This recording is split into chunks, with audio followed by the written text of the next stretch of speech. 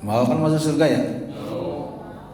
Ya iyalah, umat Nabi Muhammad itu kata Rasulullah, kullu ummatin yadkhulul jannah. Semua umatku masuk surga. Amin. Illa man aba, kecuali yang orang pengen.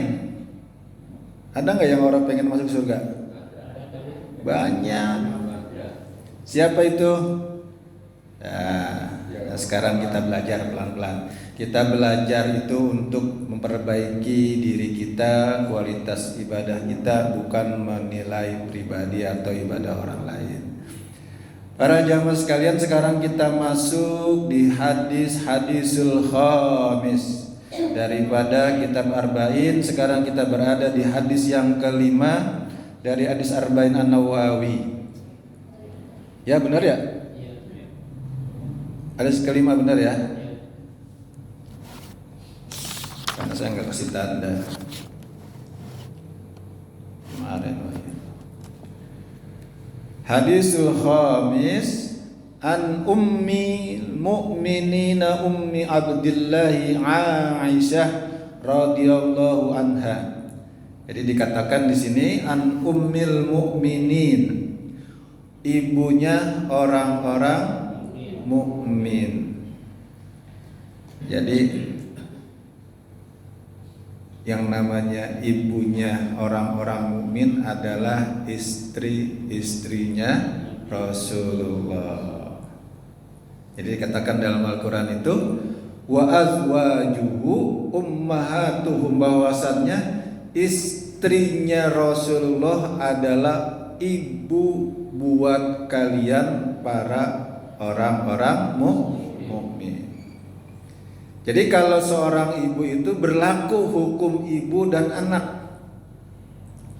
Nah, maka Allah muliakan hukum daripada istri-istri Nabi itu setelah wafatnya Rasulullah tidak ada yang boleh dinikahkan oleh siapapun. Karena dikatakan di sini ummul mukminin. Jadi istri-istrinya Nabi itu tidak boleh ada yang menikahkan. Jadi Allah berikan kemuliaan dunia akhirat, istrinya Nabi itu tidak boleh dinikahkan. Semua sahabat-sahabat itu nggak ada yang berani menikahi istrinya Rasulullah setelah Rasul wafat. Karena dikatakan dalam Al-Quran itu wa azwajuhu ummul mu'minin, bahwasannya istrinya Nabi Muhammad itu adalah ibu-ibu kalian. Maka berlaku tuh hukum ibu dan anak. Nah, jadi kalau ibu dan anak tidak boleh dinikahkan. Apakah berlaku hukum mahram? Nah, ini banyak ikhtilaf. Kita sekarang tidak mengaji tentang itu. Jadi diceritakan Ummul Mukminin Ummi Abdillah. Nah, istrinya nih, ada cerita istrinya Rasulullah Sallallahu Alaihi Wasallam itu ada yang bernama Saudah. Itu hampir diceraikan oleh Rasulullah. Dari cerita salah satu istri Rasulullah itu namanya Saudah. Itu kisahnya hampir diceraikan oleh Rasulullah, tapi Saudah ini tidak mau dicerai sama Rasulullah. Jadi Sayyidah Saudah ini istrinya sahabat Nabi yang wafat ketika perang.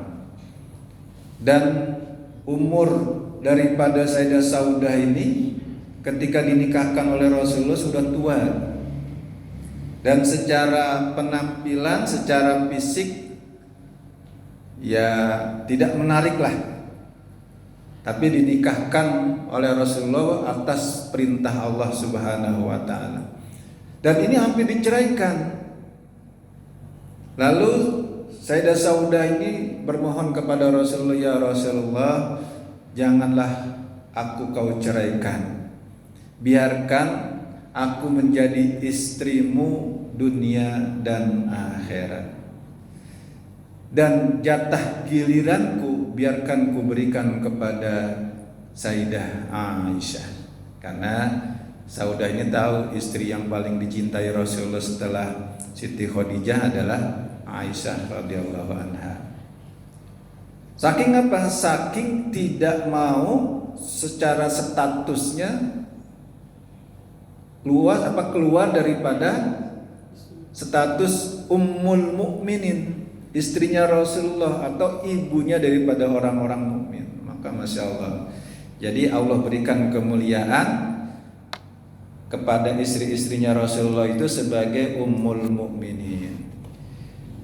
Ummi Abdillah Aisyah radhiyallahu anha. Jadi diceritakan dari ummul mukminin yang bernama Aisyah, Sayyidah Aisyah radhiyallahu anha. Siapa ini Ummi Abdillah? Dan perlu diketahui bahwasannya Sayyidah Aisyah bersama Rasulullah tidak mendapatkan keturunan. Tapi di sini disebutkan an ummil mukminin Ummi Abdillah, ibunya Abdillah, yaitu Aisyah radhiyallahu anha. Jadi Abdullah ini keponakannya daripada Sayyidah Aisyah yang dirawat dan diangkat sebagai anak angkat daripada Rasulullah. Qalat, lalu Sayyidah Aisyah ini berkata, qala Rasulullah sallallahu alaihi wasallam, bahwasannya Rasulullah Nabi Muhammad sallallahu alaihi wasallam bersabda, man ahdasa bi amrina hadza ma laisa minhu wa huwa radun. Nah, ini hadis yang menerangkan tentang yang sering digunakan oleh orang-orang yang belajarnya tidak tuntas sebagai hal-hal yang bid'ah. Tahu bid'ah? Tahu bid'ah enggak? Nah, malam hari ini kita belajar, kita kupas tuntas tentang bid'ah. Apa itu bid'ah? Nah, ini penting ini. Ini hadis yang kelima ini amat sangat penting buat kita. Jadi qala Rasulullah sallallahu alaihi wasallam, man ahdasa fi amrina hadza, barang siapa yang membuat hal-hal baru atau bikin cara-cara baru fi amrina, di dalam urusan ubudiyah atau ibadah-ibadah kita, hadza ini ma laisa minhu, dan caranya itu dia buat baru di luar daripada apa yang sudah diajarkan Rasulullah SAW, bahwa radun, maka dia tertolak tuh ibadahnya. Nah, ini nanti kita terangkan, kita kupas. Ini hadis ini rawahu Bukhari wa Muslim, dan juga ada yang diriwayatkan Muslim ini, man amila amalan laisa alaihi amrun wa huwa raddun. Bapak Ibu kalau malam Jumat suka tahlilan enggak? Di sini kan bikin kan? Di Ropapan ini hampir semuanya kalau malam Jumat pada baca Yasinan. Rasulullah mengamalkan itu enggak? Rasulullah kalau malam Jumat pada ngumpul sama sahabat terus baca Yasin enggak? Rasulullah kalau lagi mau ngaji, mulai ngaji, tawasul baca Fatihah enggak? Ya, ini banyak orang yang mengatakan enggak ada itu, Rasulullah enggak nyontoin baca malam Jumat baca Yasinan, tahlilan, nggak ada itu zaman Nabi, dan memang Nabi tidak mengamalkan. Jadi di sini disebutkan bahwasannya man ahdasa, barang siapa membuat hal-hal yang baru dalam hal ibadah ubudiyah, hadza ma laisa minhu fawaradun. Jadi kalau ada orang yang membuat hal-hal yang baru yang belum pernah dikerjakan Nabi, tidak pernah dicontohkan oleh Nabi, dan tidak pernah dilakukan dan disuruh oleh Nabi, laisa minhu fahuwa raddun, maka semua ibadah-ibadahnya tertolak. Malam Jumat baca Yasin Rasulullah nggak ngamalin, Habis sholat pada salaman Nabi nggak ngamalin. Mau ngaji baca tawasul, kirim hador, kirim doa, baca Fatihah, Nabi nggak nyontoin. Berarti orang-orang yang melakukan tahlilan malam Jumat namanya bid'ah adalah dolalah. Yang pelaku dolalah adalah hukumannya finnar, di dalam neraka. Jadi orang Rawapapan yang malam Jumat pada tahlilan semuanya bakalan masuk neraka.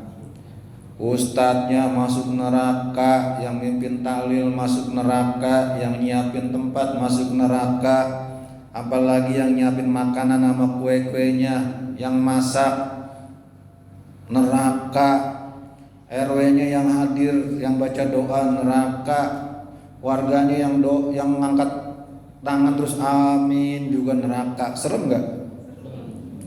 Serem nggak, Bu? Jadi kalau ibu tahlilan malam Jumat itu neraka, itu bid'ah. Rasulullah tidak mengerjakan. Al bid'atu dolalah, bid'ah itu perbuatan yang keji. Wa bid'atu dolalah finnar, dan pelaku bid'ah tempatnya di neraka. Sering dengar itu enggak? Sering dengar itu enggak kita di kata-kata gitu? Di sini dijelaskan dalam hadis ini, man amila amalan laisalah alaihi amruna bahwa radul, maka semua itu tertolak. Maka yang disebut bid'ah di sini,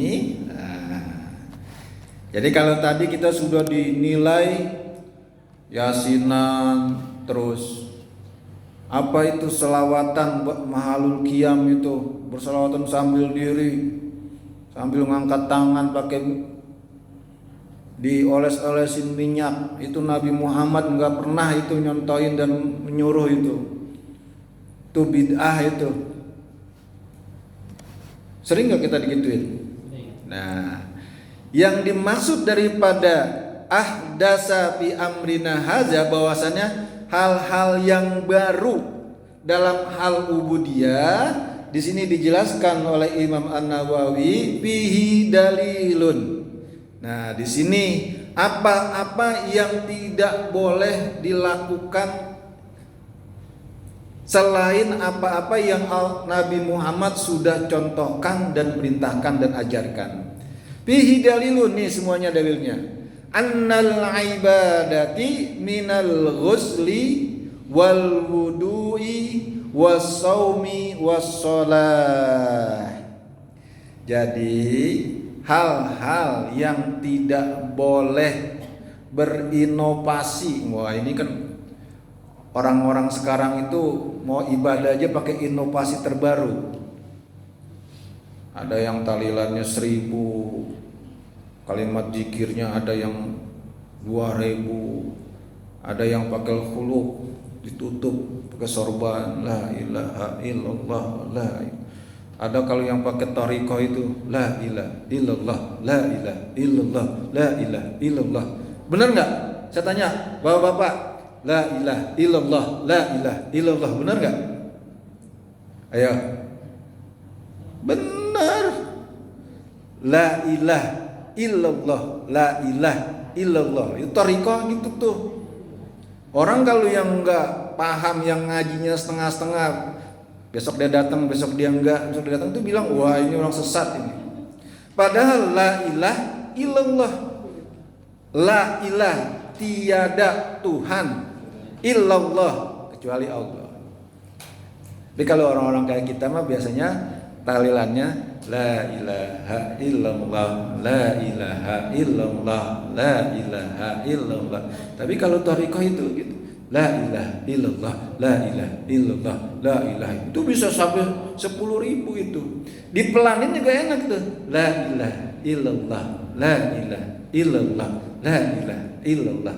Dicepetin, la ilaha illallah, la ilaha illallah, la ilaha illallah, la ilaha illallah, la ilaha. Itu enak. Itu kalau orang nggak pernah ngaji, wah itu Nabi Muhammad nggak pernah itu jikiran begitu. Nggak pernah ada kisah tentang Rasulullah zikir sama para sahabatnya la ilaha illallah, la ilaha illallah, nggak ada. Itu bid'ah itu. Wah, itu ahli neraka itu. Bayangkan orang zikir padahal kalimat la ilaha illallah adalah miftahul jannah, kuncinya surga. Dan di kita diperintahkan oleh Rasulullah, jadidu, perbarui, perbagus imanmu dengan kalimat la ilaha illallah, la ilaha illallah. Jadi kalau dibilang neraka, masya Allah.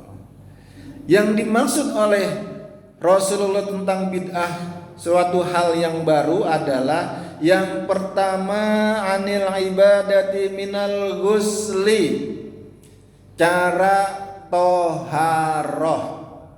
Nah, kita udah belajar kan? Makanya kenapa sekarang kita belajar tentang hadis arba'in, karena fikihnya kita sudah belajar. Makanya saya mau berani, ayo kita sama-sama bareng belajar tentang hadis arba'in, karena fikihnya kita sudah lewatin. Karena kalau belum kita lewatin pelajaran fikihnya nih, berbenturan dengan ini nanti. Yang pertama adalah yang tidak boleh berinovasi atau melakukan hal-hal yang baru. Yang pertama tentang hal at-toharo, tentang berbesihan, tentang gusel, mandi. Mandi itu ada yang wajib dan juga ada yang ada yang kebiasaan. Ada yang kebiasaan mandinya 1 kali sehari. Ada yang kebiasaan mandinya sehari 2 kali. Ada yang kebiasaannya sedikit-sedikit mandi. Dan ada yang 3 hari sekali baru mandi. Itu boleh nggak? Boleh aja. Seminggu sekali juga boleh. Silakan. Itu bukan bid'ah. Itu tidak masuk dalam hal ubudiyah. Tapi masalah mandi ada yang wajib, yaitu mandi junub. Mandi junub kudu dengan rukun. Kalau mandi junubnya tidak sesuai rukun, maka tidak sah. Saya mandi junub Ustaz, tapi pala dulu saya yang nyelemin. Nah, itu namanya bid'ah tuh. Karena khawatir kalau mandi junub palanya dulu dia celupin ke dalam kolom, kagak bangkit-bangkit lagi tuh. Wah, itu namanya hal yang baru yang tidak boleh dilakukan ketika mandi junub. Mandi junub itu rukunnya ada berapa? Bu, berapa rukun mandi hadas besar? Teng. Cuman 2.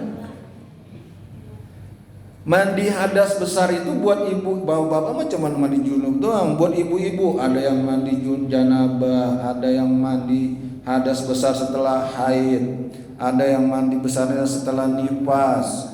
Niatnya beda-beda itu, tapi rukunnya insya Allah sama. Apalagi tuh banyak tuh ibu-ibu. Tapi rukunnya cuma 2. Yang pertama niat, dan yang kedua terbasuh seluruh anggota tubuh dengan air. Ini mandi yang sesuai dengan ubudiyah, yang nggak boleh dirubah dan berinovasi sendiri, nggak boleh. Kalau ada orang yang mandi hadas besarnya dia tambahin rukunnya menjadi 3 atau 5, nah itu namanya bid'ah. Jadi hal-hal yang berurusan dengan ibadah yang wajib.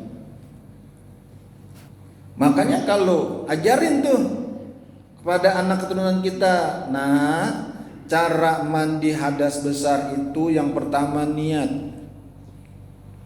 Kalau hadas besar niatnya nawaitul gusla li rabbil hadasil akbari fardu lillahi ta'ala. Ibu-ibu atau bapak yang ribet niat pakai bahasa Arabnya, pakai bahasa Indonesia. Ya Allah, niat ingsun mandi. Ini mah contoh niat ingsun. Ya Allah, saya niat, saya pengen mandi hadas besar untuk mengangkat hadas-hadas besar saya fardu karena wajib karena Engkau ya Allah. Mandi. Yang kedua rukunnya adalah anggota seluruh tubuh harus terkena air. Maka kalau fikih anak-anak itu, yang anak-anak pesantren yang di bawah umur 17 tahun itu, mereka dianjurkan cara ngajarnya itu kalau mandi hadas besar kudu jongkok. Kalau belum jongkok belum sah. Padahal maksudnya adalah agar yang namanya kubul dan bubur itu terbasuh dengan air. Jadi semua Pak, selangkangan semua harus terbasuh dengan air. Lipetan-lipetan anggota tubuh itu harus terbasuh dengan air. Ini ibu-ibu nih yang banyak lipetannya. Jangan sampai ada lipetan tubuh, ada lipetan badan yang tidak terbasuh dengan air. Tidak sah tuh. Makanya kalau di pesantren itu diajarkan kalau belum diri jongkok belum sah mandi hadas besarnya. Yang dimaksudnya adalah agar semuanya terbasuh dengan air. Kubulnya juga terbasuh, duburnya juga terbasuh. Maka ini kan udah dewasa semua ya. Udah pada dewasa semua kan? Makanya ketika mandi hadas besar itu kubul dan duburnya juga harus dibasuh, disiram lalu diusap, dibasuh, diusap dengan tangan, disiram, diusap, biar rata itu air. Semua itu. Apalagi kubulnya ibu-ibu nih kubulnya suka kadang-kadang ngablak, kadang-kadang rapat. Nah, itu kudu dibasuh juga agar sah. Nah, ini hati-hati. Nah, kenapa ada yang menganjurkan pakai sampo bagi ibu-ibu nih yang rambutnya panjang? Harapannya adalah sampo itu sebenarnya sunnah hukumnya, tapi menjadi anjuran daripada guru-guru fikih itu kenapa? Agar terbasuh rata. Karena dikhawatirkan kalau nggak pakai sampo aja cipak-cipak jubar-jubar doang. Akhirnya rambut ada sisi pala yang tidak terbasuh atau tidak kena air, maka dianjurkan bersampo. Sebenarnya sampo itu nggak wajib, tapi karena dengan bersampo airnya menjadi terbasuh rata rambut yang panjang dan kulit kepala ini, maka dianjurkan bersampo. Nggak ada sampo nggak apa-apa, yang penting yakinkan diri kita bahwasannya seluruh kepala dan rambut ini terbasuh dengan air. Kalau ada satu sisi tubuh kita yang tidak terbasuh, ini nggak sah mandi wajibnya. Nah, ini hal-hal yang kayak gini nggak boleh berinovasi nih.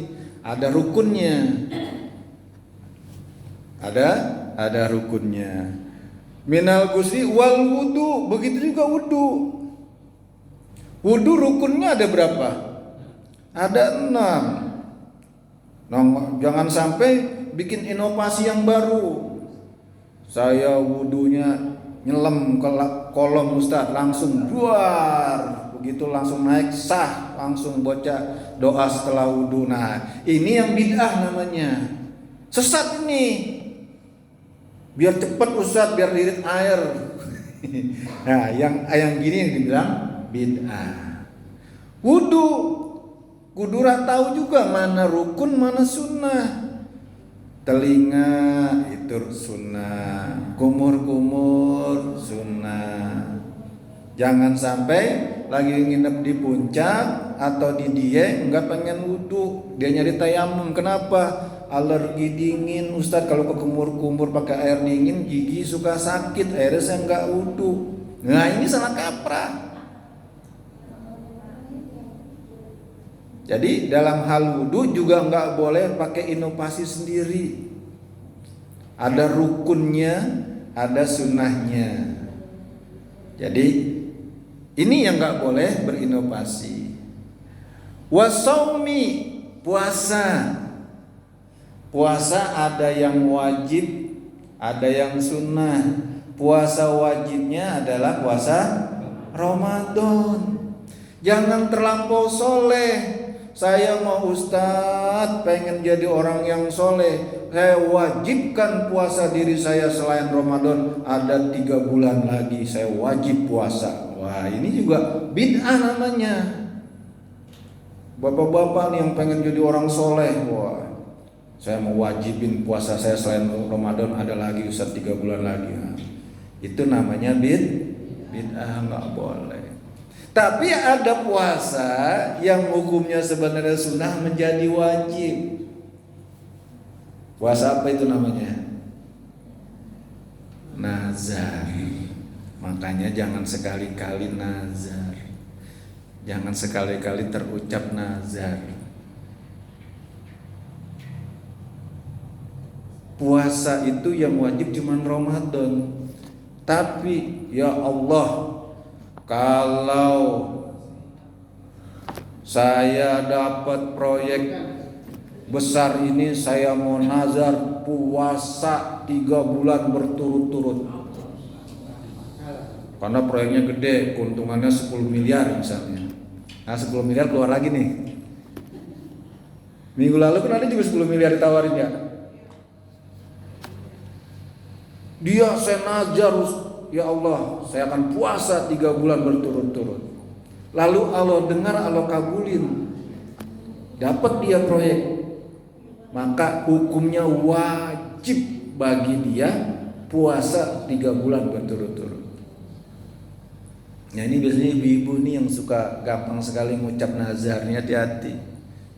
Ya Allah, kalau kaki saya sembuh, badan saya enak, ini besok ziarah, saya mau nazar, ya Allah, saya mau beli kambing, saya mau bagi tetangga-tetangga. Akhirnya dia berangkat itu ziarah, tapi nazarnya belum dia. Nah itu utang itu, karena wajib itu. Ya Allah, kalau anak saya diterima di sekolahan negeri, saya mau nazar, saya mau berangkatin ziarah Ustaz Samsudin umroh. Terus nggak dia laksanain, dosa itu, karena menjadi wajib. Ada ibu-ibu yang ngucap dan niat begitu, lalu Allah kabulin, dia wajib ngumrohin saya sama istri berdua.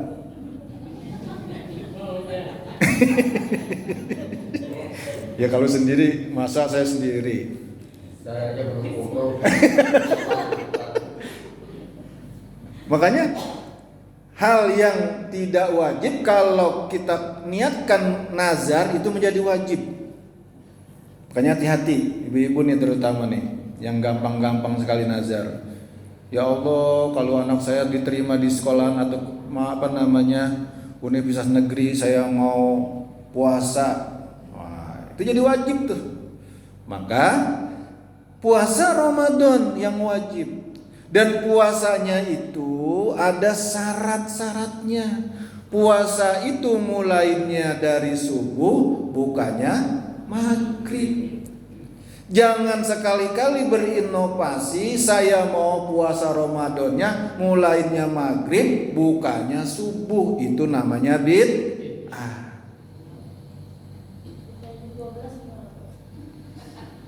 Saya mau puasa Ramadan mau beda Ustaz, yang penting kan 12 jam. Mulai jam 12 siang, sahurnya, bukanya jam 12 malam. Itu namanya bid'ah.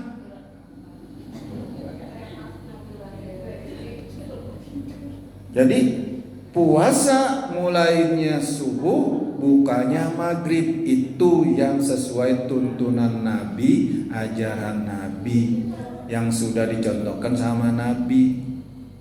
Kalau ada yang keluar daripada itu, maka itu namanya bid'ah. Itu yang masuk neraka tuh yang begitu. Dia puasa Ramadan tapi inovasi sendiri. Saya mau mau sahurnya maghrib, bukanya subuh. Nah itu bid'ah. Dia neraka udah itu mah. Jadi orang-orang tidur dia puasa, cuman dia ngikut tidur. Nah besok orang-orang puasa, nah itu namanya bid'ah yang nggak boleh diikutin. Jadi hal-hal dalam ubudiyah yang tidak boleh keluar daripada ketentuan, itu namanya bid'ah. Jadi puasa yang wajib puasa Ramadan dan juga puasa nazar. Maka hati-hati ibu-ibu atau bapak-bapak juga, bapak-bapak jangan sekali-kali terucap. Ya kalau memang hal yang bapak inginkan silakan. Dikhawatirkan tidak mampu akhirnya menjadi dosa karena hukumnya jadi wajib. Wajib itu kan dikerjakan dapat pahala, ditinggalkan dosa. Tapi saya pengen berbuat baik, cukup niatkan saya pengen beramal soleh. Jangan mengucap apa niatnya nazar, itu akan menjadi wajib. Saya akan bersedekah sekian juta Ustadz kalau anak saya diterima sekolah negeri misalnya, atau jadi pegawai negeri, itu jadi wajib itu. Itu ibu harus atau kita harus mengeluarkan apa yang kita sudah niatkan karena nazar. Wasaumi dua sholat. Jadi hal-hal yang tidak boleh berinovasi di luar daripada apa-apa yang sudah dicontohkan dan diajarkan Nabi. Yang pertama minal ghusli, yang kedua minal wudu, yang ketiga masalah tentang puasa, dan yang keempat wassalah, tentang sholat. Sholat bapak-bapak jangan pengen biar dibilang soleh, dilihat sama anak cucunya, wah mertua gua ngkong sama orang soleh. Emang kenapa? Sholat subuhnya 4 rakaat. Itu bid'ah. Apalagi dikit-dikit sholat, itu juga bid'ah.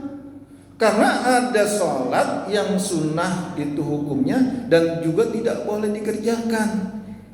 Apa itu? Yang pertama sholat sunnah ba'da subuh, itu nggak boleh karena akan terbit matahari. Dan yang kedua sholat sunnah ba'da asar. Ini antara dia nggak belajar atau memang pengen pengetan soleh, habis sholat subuh dia sholat ba'diyah.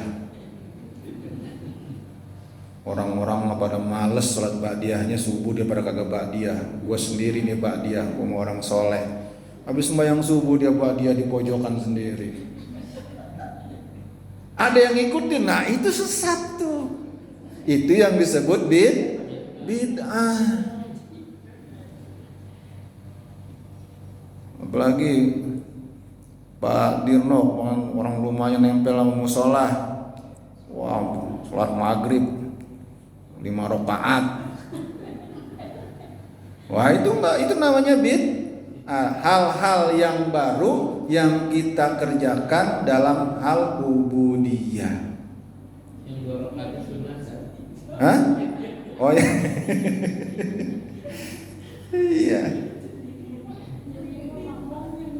Jadi sholat itu syarat sahnya sholat. Yang pertama harus bersih daripada hadas besar ataupun hadas kecil. Kalau orang yang sudah berkeluarga, dia berhubungan badan, maka dia wajib mandi hadas besar. Lalu setelah itu hadas besarnya kudu sesuai dengan rukun. Setelah itu dia harus wudu. Kemarin kita belajar wudu itu hukumnya sunnah, tapi akan menjadi wajib ketika kita akan sholat. Kemarin kan udah belajar tuh ya. Maka wudunya juga harus benar. Jangan sampai inovasi sendiri tadi. Maka hadas besarnya sudah sesuai rukun, wudunya sudah sesuai rukun, maka dia sholat sholatnya harus sesuai rukun, jangan bikin baru-baru. Wah, sholatnya lain sendiri, orang-orang madep barat, dia madep ke atas. Jadi sembayangnya, sholatnya sambil rebahan. Emang kenapa? Karena kiblatnya ke langit, langsung ke Allah, ke ars.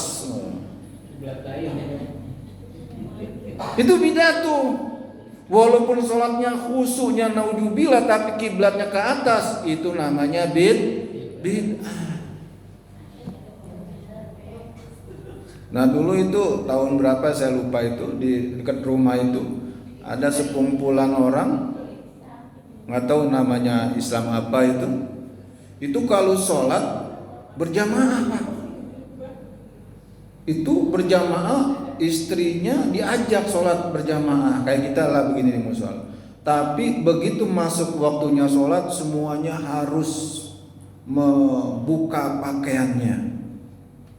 Jadi sholatnya harus tidak boleh ada selembar kain pun yang menutupi badannya.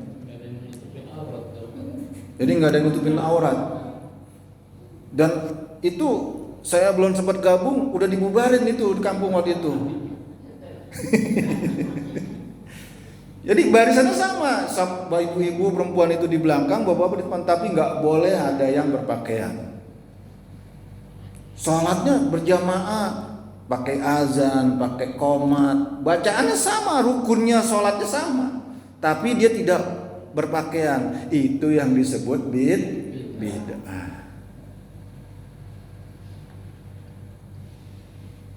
Nah, jadi hal-hal dalam hal ubudiyah yang tidak boleh berinovasi.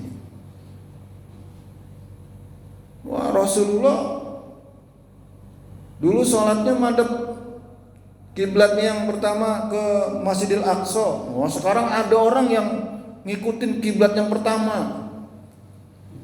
Padahal kiblatnya sekarang Allah sudah perintahkan pindah ke Ka'bah. Dia mau seperti jejak Rasulullah.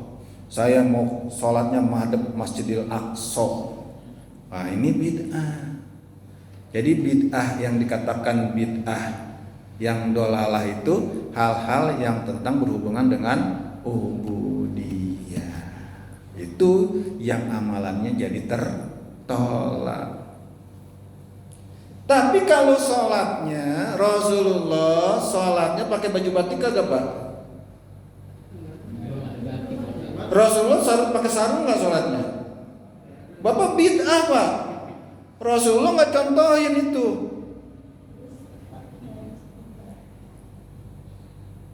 Rasulullah sholat pakai peci hitam nggak? Nggak dicontohin sama Nabi. Maka bapak-bapak yang sholatnya pakai peci hitam bid'ah. Siapa yang melakukan bid'ah adanya di neraka. Bayangkan Pak, kalau sholat udah rajin bangun sholatnya, gara-gara pakai peci hitam neraka. Nah ini bukan masalah hal ubudiyah. Nabi Muhammad memang pakaian sholatnya pakai gamis putih polos. Karena memang ketika itu kaum orang-orang Arab itu nggak ada yang punya kerajinan bebatik.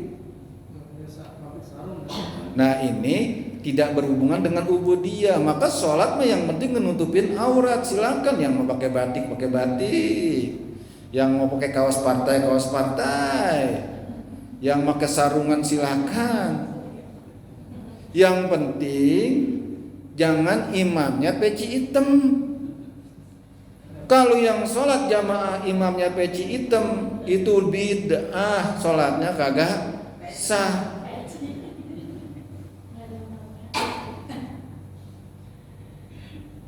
Ya Pak. Jadi hal-hal yang dibilang bid'ah itu dalam hal ibadah muamalah dan ubudiyah kita. Tapi dalam hal muamalah silakan. Dalam ibadah baca Quran, sekarang kalau ada yang bilang kita tahlilan itu bid'ah, tidak dicontohkan oleh Nabi. Sekarang apa yang kita baca dalam tahlilan itu? Ayat-ayat Al-Quran.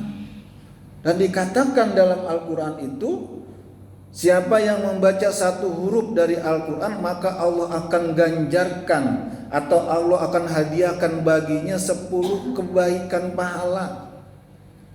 Nun, satu huruf, 10 kebaikan Allah kasih bagi orang yang mau baca Al-Quran satu huruf. Tuh ibu-ibu kalau mau ngamalin silakan. Satu huruf 10 kebaikan. Bismillahirrahmanirrahim. Nun. Dah berhenti. 5 menit lagi baca lagi. Bismillahirrahmanirrahim. Nun. Udah dua kali huruf. Udah 20 kebaikan. Habis itu Bismillahirrahmanirrahim. Alif Lam Mim. 2 huruf 20 kebaikan. Wah, ya. Amalin itu. Karena yang satu huruf kita baca dari Al-Quran, Allah kasih 10 kebaikan. Ya cuman kebangetan banget kalau baca Al-Quran cuma satu huruf. Nun. Udah, shadaqallah. Udah alhamdulillah dapat 10 kebaikan. Ngitungin pahala. Nah, membaca Al-Quran itu bukan hal ubudiyah. Tidak diatur tata cara, tempat, apalagi cara, tempat, bilangan. Silakan yang mau baca satu huruf, yang baca satu lembar, yang membaca satu juz. Karena membaca Al-Quran bukannya ibadah ubudiyah. Bayangkan kalau baca Al-Quran termasuk ibadah ubudiyah yang hukumnya wajib. Wah, repot. Harus satu hari sekian juz.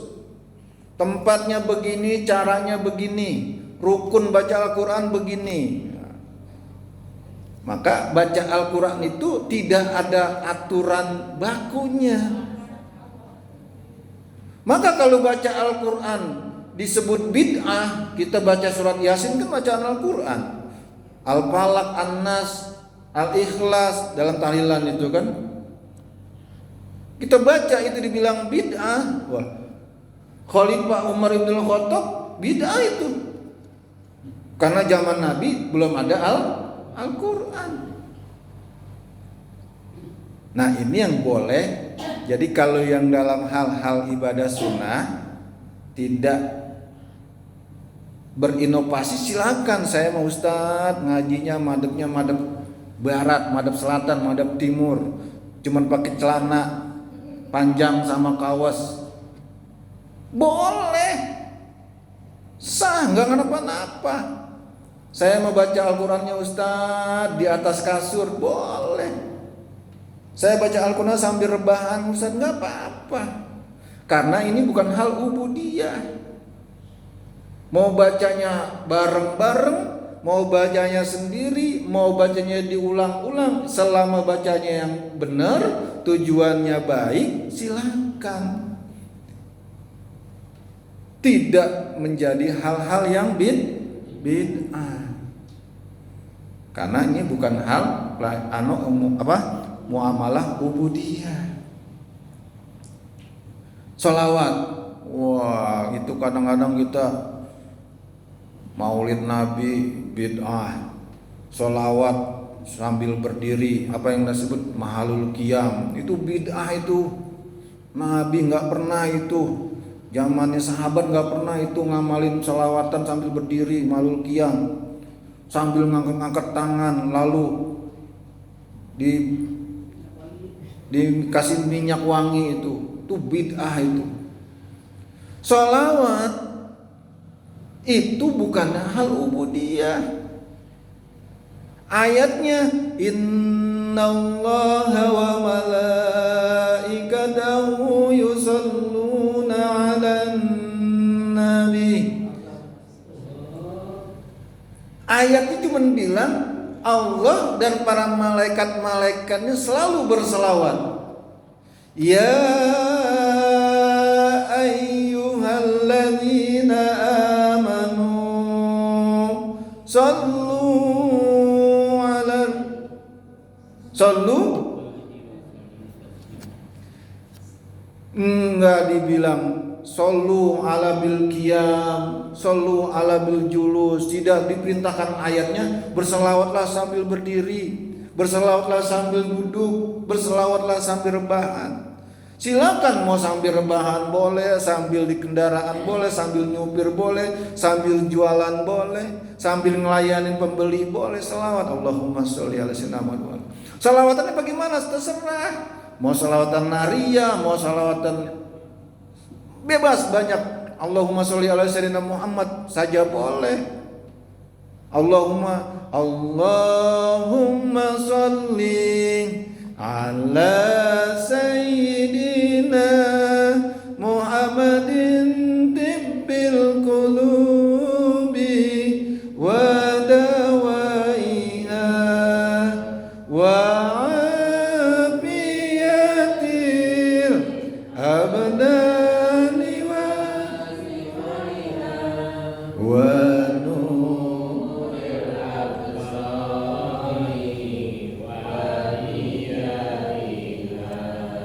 wa ala alihi. Silakan mau sambil rebahan, sambil goreng, sambil ngulek sambal boleh. Selawatan yang enak, yang merdu silakan. Yang penting kecuali ketika dalam posisi sholat. Jangan juga lagi berinovasi atahiyatnya begitu selawatnya selawat bil qulub. At-tahiyyatu mubarakatuh. Habis itu selawatnya Allahumma sholli ala sayyidina sambil nunjuk begini. Itu ibu ngapa sih mama kok baca tahiyatnya lama banget, orang salawatannya salawatan bil qulub. Itu yang bid'ah. Di luar daripada sholat silakan. Mau bersalawat seperti apa aja boleh. Mau sambil diri, sambil nyupir, sambil masak silakan. Yang penting waktu ketika tahiyat akhir jangan bersalawat yang lain-lain. Cukup Allahumma sholli ala sayyidina Muhammad atau Allahumma sholli ala Muhammad wa ala ali Muhammad, karena ini salawatan Ibrahimiyah. Jadi ada ulama yang menyatakan ini sholat Ibrahimiyah untuk sholat. Ketika posisi sholat, di luar daripada sholat silakan mau sambil berdiri, sambil diiringi dengan hadroh. Hadroh itu artinya apa Pak? Hadroh itu kedatangan atau hadroh hadir. Jadi orang-orang sufi menciptakan hadroh itu menganggap ketika dia berselawat, kita berselawat, maka hadirnya Rasulullah. Padahal yang hadir itu adalah rahmatnya Allah atas selawat kita. Man sholla alaiha marras, barang siapa berselawat kepadaku 1 kali, maka aku akan berselawat kepadanya 10 kali. Silakan mau tibil qulub, mau yang sekarang kalau kita sebelum qomat kita baca itu juga boleh. Mau sholawatan yang yang macam-macam silakan. Itu bukan bid'ah. Mau sholawatannya ada amalan kita bersalawat 1 hari itu 300 minimal, kecuali hari Jumat minimal 500 kali. Itu dikatakan bid'ah. Kita yang enggak apa-apa. Orang nggak ada anjuran dalam ubudiyahnya berselawatlah, kalau tidak selawat dosa. Nah itu juga enggak, karena bukan dulu hal ubudiyah, ibadah-ibadah yang memang wajib, yang sudah ada tata caranya, ada aturannya, dan juga ada syarat sahnya. Di luar daripada itu silakan. Tasbih itu nggak ada zaman Nabi, itu bid'ah, apalagi tasbih digital. Nggak ada itu zaman Nabi yang tasbihnya dipencet-pencet 1, 2, 3, 4, 5. Nggak ada itu bid'ah itu. Bayangkan kalau kita lagi subhanallah, subhanallah, subhanallah, subhanallah, dibilang bid'ah, neraka lagi ganjarannya. Coba bayangkan Pak, kalau hadis ini hadis sahih, kalau hadis ini salah pemahamannya, lalu dipakai diterapkan dalam keseharian, wah setiap hari kita neraka mulu itu. Sholat pakai sarung, pakai peci hitam, pakai batik, Nabi nggak pernah nyontohin. Habis sholat salaman terus kita baca sholawatan. Nabi nggak pernah ngerjain, kita ngerjain, udah neraka lagi aja. Malam Jumat kita yasinan, ngumpul bareng-bareng sekeluarga. Nabi nggak pernah nyontoin, bid'ah lagi, neraka lagi baik kita. Kalau hadis ini diterapkan, tapi menerapkannya salah pemahaman, ini yang repot. Maka banyak sekali sekarang orang-orang yang bid'ah lu, bid'ah, wah ini bid'ah, ini ahli bid'ah nih. Nggak ada ini ngaji zaman Nabi pakai aqua gelas tuh, nggak ada itu. Habis ini makan-makan tuh ibu-ibu nyiapin makanan udah pada gatel ya, udah ngelirik-ngelirik mulu. Bid'ah itu Nabi nggak pernah nyontoin. Nah yang begini ini silakan karena bukan ubudiyah.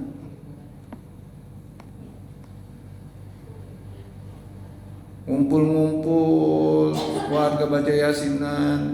Sekarang ini masya Allah. Dan hadis yang dipakai tuh ini Pak. Orang-orang saudara-saudara kita sebelah sana itu yang menganggap kita ahli bid'ah tuh hadisnya pakai ini. Dan ini hadisnya hadis sahih. Maka kalau kita nggak ngaji, ini saya nggak jelasin, repot nih. Ngaji yang Musa Samsudin itu, habis itu minum-minum, ngopi-ngopi, makan-makan tuh bid'ah itu, udah bubar. Repot. Apalagi ngomongnya pakai mic. Zaman Nabi nggak ada mic itu nggak boleh itu. Wah, itu repot. Makanya yang tidak boleh, yang akan tertolak itu ketika hal-hal ubudiyah. Yang pertama tadi tentang toharo atau mandi hadas. Yang kedua tentang wudu. Wudu bagaimana rukunnya, bagaimana sahnya sudah kita pelajarin. Itu sesuai dengan itu. Di luar daripada itu namanya bid'ah. Salatnya tertolak, ibadahnya tertolak. Puasa yang wajib Ramadan, ketentuannya yang pertama balik, syarat sahnya, dan ada aturannya, sahurnya subuh, bukanya maghrib. Kalau di luar daripada itu dia buka sahurnya maghrib, bukanya subuh, maka itu bid'ah. Tapi kalau masih sahurnya subuh, bukanya maghrib sesuai dengan aturan, itu bukan bid'ah. Terus buka puasanya pakai lontong, pakai gorengan, pakai bawang, terus sama es buah. Itu zaman Nabi nggak ada, itu bid'ah semua itu. Tapi dalam hal ketentuannya puasanya kudu ngikutin aturan, bukanya masih silakan. Lah kita kalau dikit-dikit bid'ah lagi semuanya kita bid'ah semua ini. Sembayang tuh kita sholat udah bid'ah semua itu. Nah, maka yang dibilang bid'ah yang nggak boleh inovasi itu dalam hal-hal ubudiyah. Wassalat, dan tentang masalah sholat kiblatnya ke Ka'bah, madhabnya madhab Ka'bah, itu masih sah. Jangan sampai kiblatnya ke timur, wah itu bid'ah, ke Masjidil Aqsa atau apalagi ke atas. Ada itu yang banyak itu yang saudara-saudara kita itu kalau sholat Jumat kiblatnya ke atas, itu ke Ars katanya, ke langit. Karena apa? Waktunya istirahat ya, rebahan, akhirnya kiblatnya ke atas. Jadi sambil ngorok. Nah, jadi yang nggak boleh berinovasi itu tentang hal mandi hadas, wudu, puasa, dan sholat. Di luar daripada itu sesuaikan dengan tata cara dan budaya tempat masing-masing. Di negara kita aja macam-macam itu cara orang berselawat. Nggak usah antara negara, kita antara di Indonesia aja, setiap daerah cara berselawatnya beda, cara bangunin sahurnya beda, cara baca Al-Quran langgam-langgamnya juga beda. Ada baca Al-Quran itu juga setiap negara, Cina sama kita juga caranya beda. Ada orang Turki itu nggak bisa baca gho. Di kita, itu makanya yang begitu itu bukan masalah hal ubudiyah. Silakan sesuaikan dengan kemampuan budaya tempat masing-masing.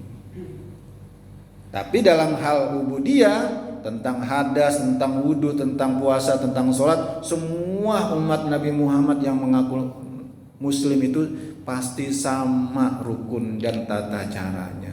Di luar daripada itu silahkan menyesuaikan dengan kondisi masing-masing dan tata caranya, karena itu bukan ubudiyah.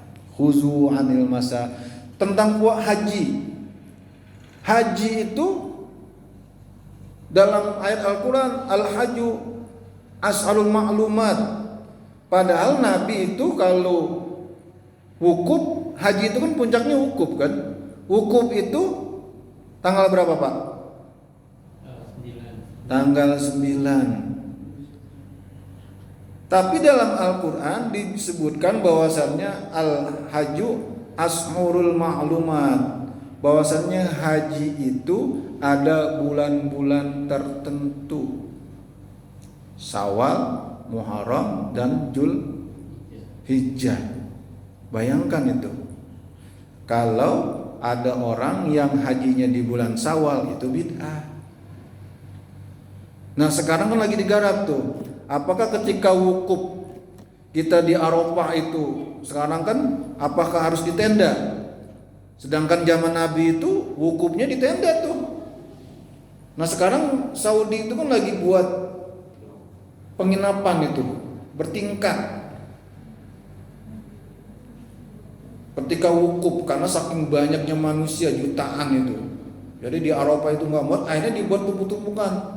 Ke depan itu orang wukuf di Arafah itu sudah nggak di tenda-tenda lagi, akan di tempat kayak hotel gitu, 4 lantai berapa lantai gitu kan. Sedangkan Nabi ketika haji wukufnya tidak di gedung. Nah, apakah ini akan sah atau tidak? Itu urusan para ulama besar dah, kita tinggal ngikutin sebagai umat. Yang penting wukufnya di Arafah. Jangan wukufnya di Tanah Abang. Atau wukufnya di Madinah atau di mana ya. Itu namanya bid'ah. Yang namanya haji itu juga sudah ada ketentuannya yang akan menjadi haji yang sah itu. Maka dikatakan di sini Qala Rasulullah sallallahu alaihi wasallam, bahwasanya Rasulullah Nabi Muhammad sallallahu alaihi wasallam bersabda, man ahdasa bi amrina hadza ma laisa minhu fawaradun. Kalau riwayat daripada riwayat Muslim, man amila amalan laisa alaihi amruna bahwa radun. Jadi barang siapa yang membuat hal-hal yang baru atau berinovasi baru bi amrina hadza dalam urusan ubudiyah kita ini, laisa minhu, dan dia tidak mencontoh apa yang sudah Rasul dan Nabi Muhammad contohkan dan ajarkan, bahwa radun, maka ibadahnya, puasanya tertolak, sholatnya tertolak, wudunya tertolak, toharonya tertolak kalau dia berinovasi sendiri di luar daripada apa-apa yang sudah diajarkan. Di luar daripada itu, baca Quran, sholawat, ngaji dan lain-lainnya, silahkan sesuaikan dengan tata cara, kemampuan dan kesanggupan dan keikhlasannya. Silahkan. Jadi jangan khawatir akan dibilang bid'ah dan al-bid'atu dolalah wa makanuhu binnah. Wallahu a'lam bishawab. Mudah-mudahan manfaat. Dan bid'ah itu juga ada macam-macam tuh, ada bid'ah hasan, ada bid'ah. Nah, nanti kita bahas di pertemuan berikutnya. Mudah-mudahan Allah panjangkan umur kita, Allah sehatkan badan kita dalam keadaan taat kepada Allah Subhanahu wa taala. Demikian kajian kita malam hari ini, mudah-mudahan manfaat dan maslahat, dan Allah ridho kepada kita apa-apa yang kita pelajari pada malam hari ini. Wallahu a'lam bishawab. Insyaallah minggu depan kita akan masuk di hadis yang ke-6. Dan sekarang kita sudah cukup. Ya, mari kita tutup pengajian kita dengan membacakan doa. Yang pertama,